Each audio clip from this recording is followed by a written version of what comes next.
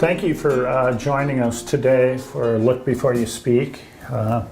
This is a program through MCAT which really explores and encourages people to talk about visual imagery.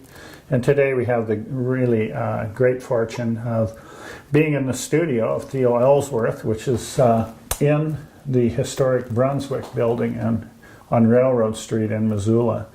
And Theo's a gifted artist and one that should be celebrated in our community, and we're going to spend some time talking about his work today. Theo, thank you for allowing us to come to your studio today. Yeah, thanks for coming up here. Usually I'm the only one in this room. Yeah.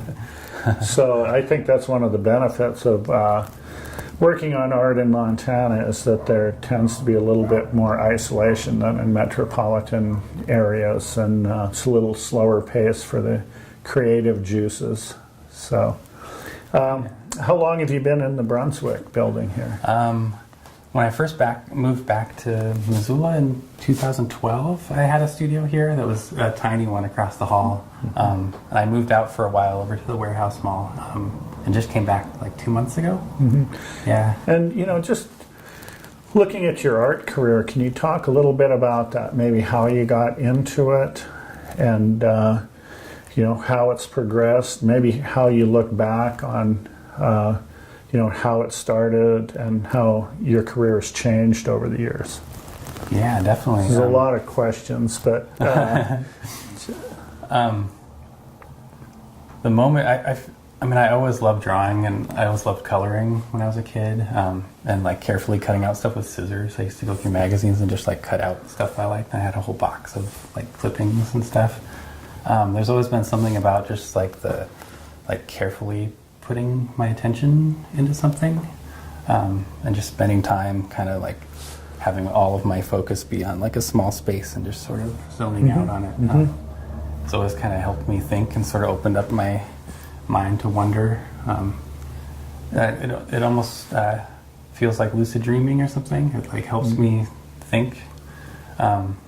It was in high school when I really got on the trajectory that I feel like led to now.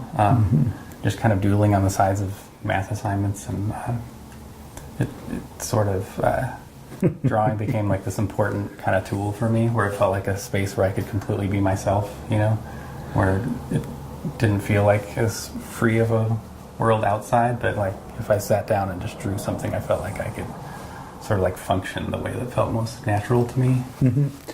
I've noticed, and I should mention that we're friends and had worked on an exhibition in the past together. Yeah. And one of the things that I've noticed is that your imagery tends to be connected to a story or a character, or that there's an underlying narrative that seems to inspire what you're doing. Yeah, definitely. That's what led me to start making comics and like graphic novels and stuff. Ever since I got really into just doing like stream of conscious kind of drawing, I would notice there'd always be these kind of recurring symbols or different things that would want to come out, and I wouldn't always understand them. It sort of felt like I was trying to decipher a dream. Like there was always all this stuff in my work that I had no idea. Can we look at an example of that somewhere in here? Well, these are all new pieces I'm working on for a show that's coming up. So they're all still in black and white. So you'll add color to these, or? Yeah. Oh, okay. Yeah. And how does that work? I'm sorry for maybe it's a naive question, but so you have a black and white, and are those on plywood? Yeah, you can see, here's some various stages you can see over here. It's like, I cut out the pieces with a scroll saw, and I never really know what they're going to be exactly. It's more just like a shape that feels satisfying. Like I know this is going to be some kind of architectural structure with legs, and this will be some kind of creature with a house on his back, but the details will kind of come out. You put a ground or surface on these? Yeah, so this is the next phase is I lay down paper on it and press it, and then I use an X-Acto knife so it fits perfectly. Okay. And you put adhesive on there? Yeah. Okay. Yeah. And then the next stage is to just sit with them and see what wants to come out. Wow, that's And then the amazing. final stage is I color them and then put varnish over the whole thing. Yeah. Very cool. I kind of arrived as that as, like, this is what I do for galleries and sometimes museums and stuff like that. And so did you see something somewhere that made you arrive at this process, or is this a pretty original process?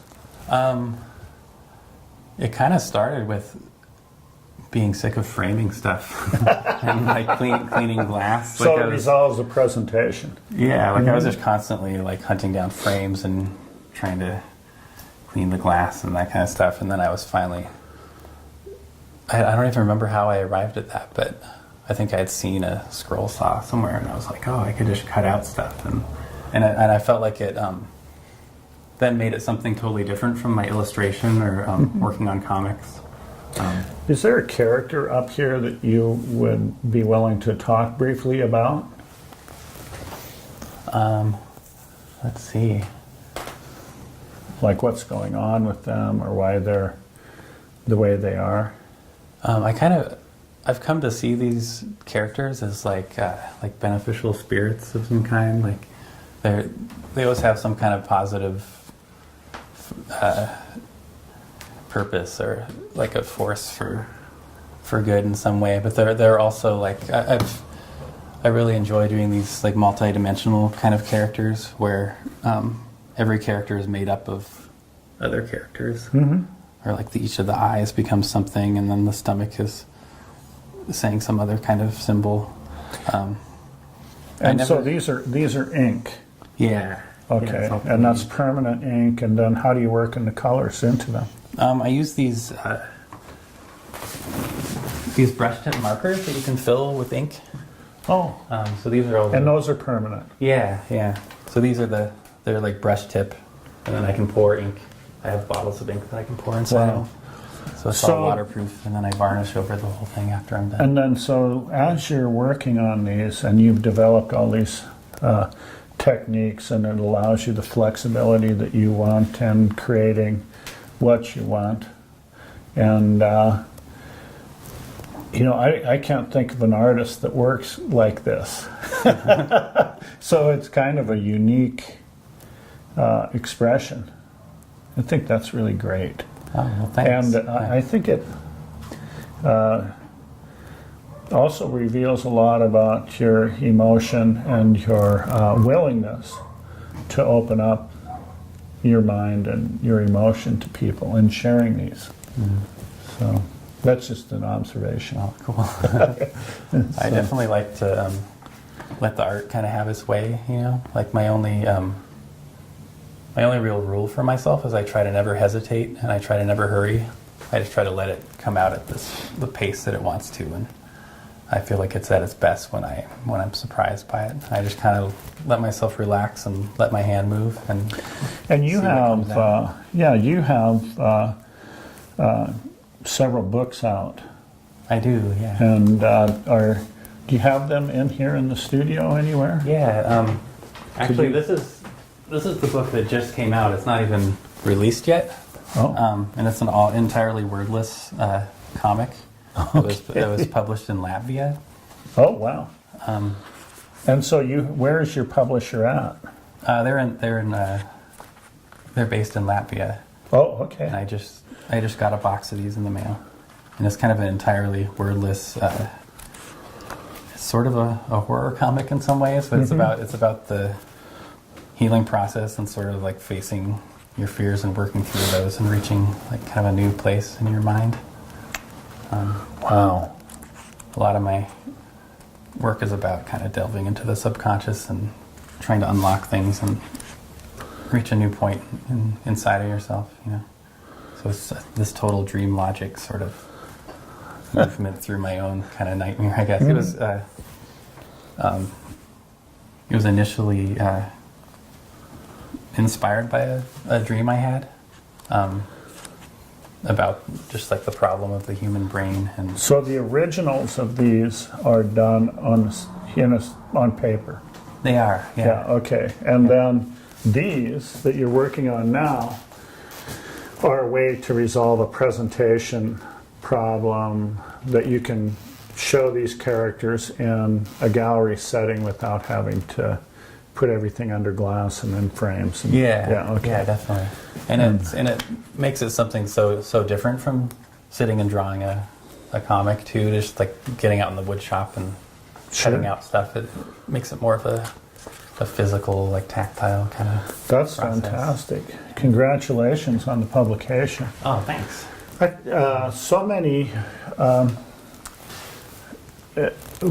just want to compliment you on the fact that many times artists in Montana or local get locked into thinking their audience is regional, and the fact that you have these relationships with these publications and they're spread out so many places around the world, it's really impressive that how a local Missoula artist can be touching so many people in different places, and that's really cool. Because I think many times, and we were talking about this earlier, Missoula or even kids in Montana grow up and for one reason or another develop a stereotype that the arts are far away. Mm-hmm. And the more that we can reinforce the idea that artists are here and now and they live in our neighborhoods and they,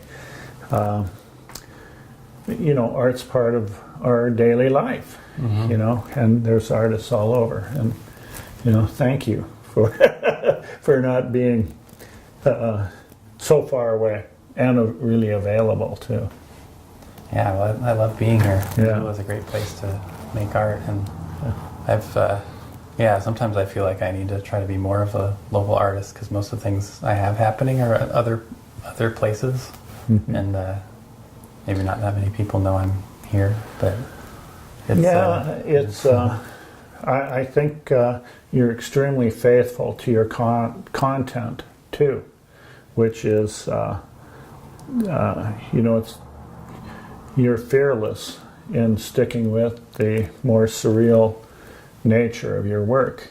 I think many times people begin to change and, go over here and do this or do this. And, I appreciate the fact that you're really consistent with your vision. So, yeah, I kind of treat my imagination like it's a living thing, like it's something that wants to come out through me, Yeah. and I feel like my job is just to delve into that and put my focus into it and let it come out. Like these characters kind of all have a life of their own, and I feel like I'm supposed to honor that. Is this one of your pieces here? Yeah. Sort of one of my side jobs is I work for a record label that's based out of London, and I do all their releases. But this one in particular is actually not related to that. It's this French band contacted me and asked me to do their album art. That is cool. And they're really into this tiger festival that I think happens in India once a year. And so they sent me some tiger imagery and asked me to do some stuff based on that. Yeah. That's great. Whoops. So yeah, I've done the art for over 20 albums, I think, so far. That's fantastic. Yeah, we don't have a lot of time left, but is there something in particular that you would like to talk about and share with people in here?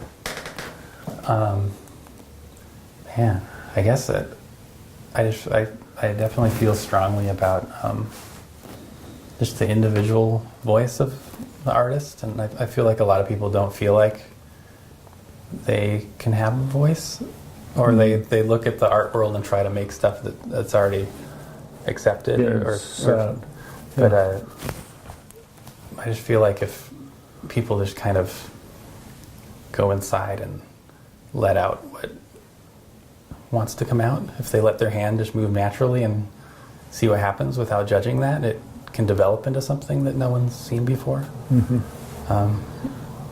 I feel like there's art inside of everyone that wants to come out, and I think it's hugely beneficial on a personal level when people allow themselves to go into that kind of unknown territory and follow through with a creative process that might seem like an alien experience.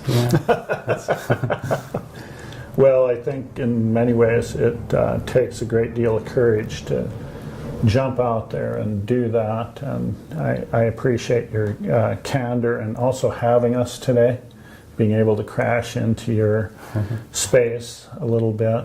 It's so important that people get an insight into an artist's studio, and that it isn't something that's just far, far away, and that artists aren't alien beings, or artists aren't far away from us, but they're part of our daily lives. And I want to thank you for coming on today, and thank you for allowing us to be here. Yeah, thanks for coming here. Thanks for wanting to talk, Steve. Okay. It's good to see you. Please tune in next week.